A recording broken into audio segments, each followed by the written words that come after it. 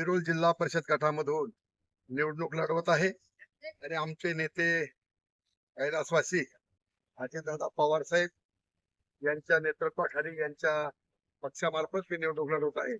आणि खरं म्हणजे या वेरूळ गटामध्ये 15 वर्षामध्ये जे उमेदवार निवडून आले त्यांनी कुठल्याही प्रकारचं काम केलं.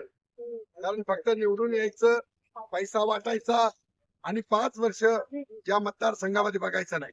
जनतेच्या काय भावना आहे, जनतेच्या काय अपेक्षा आहे, शेतकऱ्यांच्या काय अपेक्षा आहे, रोजगारांच्या काय अपेक्षा आहे, याकडे या लोकांनी आजपर्यंत केलं नाही.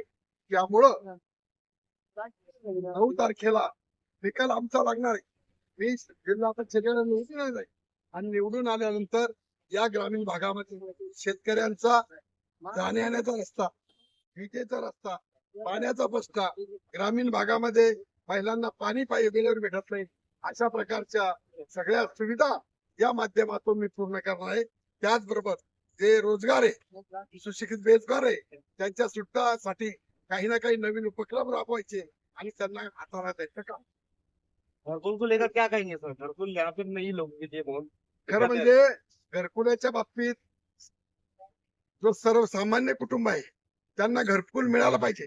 शासनाकडे घरकुल देण्याचं चांगल्या प्रकारचं नियोजन आहे, परंतु ग्रामीण पातळीवर जे राजकारणी आहे, जिल्हा परिषद सदस्य असेल, पंचायत समिती सदस्य असेल, ग्रामपंचायत असेल, यांनी त्यामध्ये पुढाकार घेतला पाहिजे.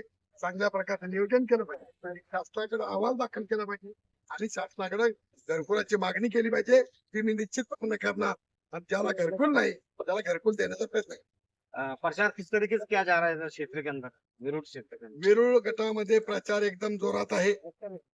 मी आज सध्या सर्वप्रथम सर्वांमध्ये आघाडीवर आहे.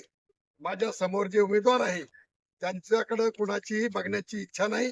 त्यांची गावामध्ये परिसरामध्ये ओळख नाही, त्यांचं कुठल्या प्रकारचं काम नाही. त्याच्यामुळे ते आपल्या रेसमध्ये नाही. आपला विजय निश्चित आहे.